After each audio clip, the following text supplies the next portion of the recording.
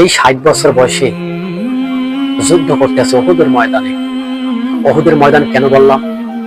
যখন Ayatollah Khamenei ইন্তেকাল করলো অথবা মৃত্যুবরণ করলো অথবা তাকে পৃথিবী থেকে সরিয়ে দিল, তখন মোস্তফা খামেনি স্পষ্ট জানিয়ে দিয়েছে, তোমরা হরমুজ প্রণালী বন্ধ করে দাও। মানে হরমুজ প্রণালী পুরোটাই বন্ধ করে দিছে মোস্তফা খামেনি। সে ভাষণে বলছে যে হরমুজ প্রণালী আমরা বন্ধ করতে বাধ্য। এই হরমুজ প্রণালী যদি ছেড়ে দেওয়া হয়, এই আমেরিকা ইসরায়েল মিলে ইরানকে পুরোটা ধ্বংস করে ফেলবে। তা কিন্তু মোস্তফা খামেনি বুঝে ফেলছে। আর এই মোস্তফা খামেনি, আপনি দেখুন তো, মোস্তফা আল্লাহ কি জানি নাম, মোস্তফা খামেনি, এই নামটা শুনলে তো ইহুদিদের কলিজার ভিতরে পানি থাকে না। তারা বলে পানির বোতল নিয়ে আসলে একটু পানি খাই। এই মোস্তফা খামেনি চেহারাটার দিকে একবার তাকিয়ে দেখুন, চিনেন কিনা? এই ইরানের প্রেসিডেন্ট আয়াতুল্লাহ খামেনি মৃত্যুবরণ করার পরেই এই মোস্তফা খামেনি কিন্তু ইরানের প্রেসিডেন্ট হয়ে গেছে। এবং এই মোস্তফা খামেনি যুদ্ধে কিন্তু লড়ে যাইতেছে ইসরায়েল আমেরিকার সাথে। তবে ইসরায়েলিরা কিন্তু পালানো শুরু করছে।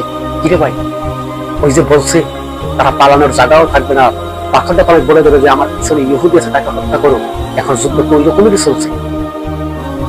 ইরানের রাডার যেগুলো আছে, রাডারে খুঁজে খুঁজে খুঁজে খুঁজে বাইর করে দিচ্ছে ইহুদিরা কোথায় কোথায় আছে।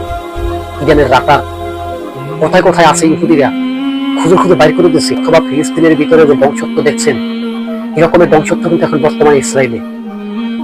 প্রতিশোধ মোস্তফা খামেনি একটা কথাই বলছে, যুদ্ধ বন্ধ করতে পারি, 3টে শর্ত। এই 3টে শর্ত যদি মেনে নেওয়া হয় তবে যুদ্ধ বন্ধ হবে। শর্ত কি? 1 নম্বরে শর্ত, চুক্তিনামায় স্বাক্ষর করতে হবে। চিরস্থায়ী লেগে যুদ্ধ আর করতে পারবে না ইরানে। আমেরিকারে এরকমের শর্ত বেঁধে দিয়েছে। 2 নম্বরে শর্ত, তারা আত্মরক্ষার জন্য তাদের পারমাণবিক অস্ত্রের বোমা বানানোর কার্যক্রম চালিয়ে যাবে। এই শর্তটা যখন আমেরিকার সাথে বেঁধে দিল, আমেরিকারা কিন্তু মেনে নিল না। তারা কিন্তু বলছে যুদ্ধ চালিয়ে যাব, এই শর্ত মেনে নেওয়া হবে না। তবে ইরানের একটা কথা বলছে যে যুদ্ধ বন্ধ করতে পারি, তবে আমাদের ইরানের ভিতরে যত ক্ষতি হয়েছে, যত অর্থনীতি ডাউন হয়েছে, এই সমস্ত সব ক্ষতিপূরণ আমেরিকার ইসরায়েলের দিতে হবে। আজও কি শর্ত আমেরিকা মানবে? ওরা তো গাদ্দার। গাদ্দারের কিন্তু পতন কিন্তু হয়ে গেছে, ইতিহাসের পাতায় আছে। গাদ্দারি করতে করতে করতে করতে কিন্তু তাদের পতন হয়ে গেছে। যেভাবে গাদ্দারি করছিল নমরুদ, সাদ্দাত, ফিরাউন, গাদ্দার করে কিন্তু টিকতে পারে না পৃথিবীর জমিনে, শেষ হয়ে গেছে। আর এখন গাদ্দারি করছে ডোনাল্ড ট্রাম্প, এখন গাদ্দারি করছে নেতানিয়াহু। তবে তাদের পতন হয়ে যাবে, সময়ের অপেক্ষা, দেখতে পারবেন যে তাদের পতন কিন্তু হয়ে গেছে। এই যে সমস্ত শর্তগুলো বেঁধে দিল ইরান, এই সমস্ত শর্ত কিছুই মানবে না আমেরিকা। আমেরিকা সাফ সাফ জানিয়ে দিচ্ছে, ইরানের যতদিন পতন না হবে ততদিন যুদ্ধ চালিয়ে যাবে। তবে যুদ্ধ ইরানও চালিয়ে যাওয়ার মতো সবকিছু প্রস্তুত। আর ইরানের শহরের মাটির নিচে যে শহর মানে মিসাইলের শহর, ইরান আমেরিকা গিয়ে হয়তো 3য় বিশ্বযুদ্ধ বেজে যেতে পারে। মানে 100% সত্য। বিশেষজ্ঞরা বলছে যে 3য় বিশ্বযুদ্ধ যদি শুরু হয়, হয়তো ইরান আমেরিকা থেকে এই 3য় বিশ্বযুদ্ধ শুরু হতে পারে। আসুন দেখে নি যে 3য় বিশ্বযুদ্ধ হলে কি হবে পৃথিবীর অবস্থা। পৃথিবীর অবস্থা কি হবে একটি আপনাদের দলিল দিচ্ছি, যে 3য় বিশ্বযুদ্ধ শুরু হলে যে পৃথিবীর অবস্থাটা কি হবে, কোন দিকে যেতে পারে এই যুদ্ধের মোড়। আজকে ইরান আমেরিকার যে যুদ্ধটা দেখছেন, দর্শক ভিডিওটা স্ক্রিন করিয়েন না। এই 3য় বিশ্বযুদ্ধের দামামা তো শুরু হয়ে গেছে, কিন্তু আমাদের জানা উচিত যে 3য় বিশ্বযুদ্ধ হয়ে গেছে একমাত্র আমেরিকার কারণে। যদি এই 3য় বিশ্বযুদ্ধ শুরু হয়ে যায়, যত পারমাণবিক বোমাগুলো দেখছেন না, আমেরিকা তৈরি করেছে, রাশিয়া তৈরি করেছে, চীন তৈরি করেছে, উত্তর কোরিয়া তৈরি করেছে।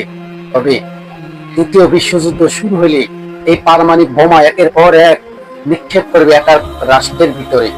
ওই রাষ্ট্র ধ্বংস হয়ে যাবে, মানুষদের পালানোরও সময় থাকবে না। এই পারমাণবিক বোমাটা ব্লাস্ট হওয়ার পরে আপনাকে 1 মিনিট, 10 মিনিট আপনাদেরকে সময় দেওয়া হবে না।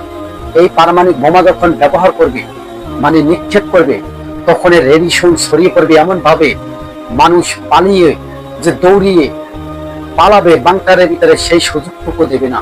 যে পারমাণবিক বোমা এতটা শক্তিশালী, এতটা শক্তিশালী, আমরা পৃথিবীর ভিতরে এরকমের পারমাণবিক বোমা যে কোনোদিন দেখি নাই যে বিশ্বই পারমাণবিক বোমা তৈরি করেছে। এখন তো এই আধুনিক যুগে যে পারমাণবিক বোমাগুলো তৈরি করে রেখেছে বিশাল শক্তিশালী রাষ্ট্র, এর ভিতরে যে রাসায়নিক আছে, যে রেডিয়েশন আছে, এই রেডিয়েশনের কারণে মানুষ মারা যাবে, শরীরের গোস্ত খসে খসে পড়ার সম্ভাবনা আছে।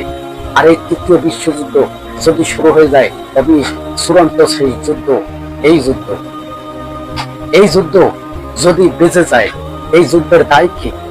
এই যুদ্ধের দায় একমাত্র আমেরিকা এবং ইসরায়েল। ইরানের তো এখানে কোনো দোষ নাই। ইরান তো নিজের আত্মরক্ষার জন্য সেই পারমাণবিক বোমা বানাইতে চাইছিল, কিন্তু আমেরিকা সেই পারমাণবিক বোমা বানাইতে দিতে চায় না। কি কারণে দিতে চায় না, কেন জানেন? ইরান যদি পারমাণবিক বোমা যদি একবার ওয়ারহেড তৈরি করে ফেলে, আমেরিকা ইসরায়েলের পতন নিকটবর্তী। কিন্তু আর একটা কথা, আমেরিকা ইসরায়েলের পতন যে হবে এটাই সত্য, পতন হবে এটি হাদিসে আছে।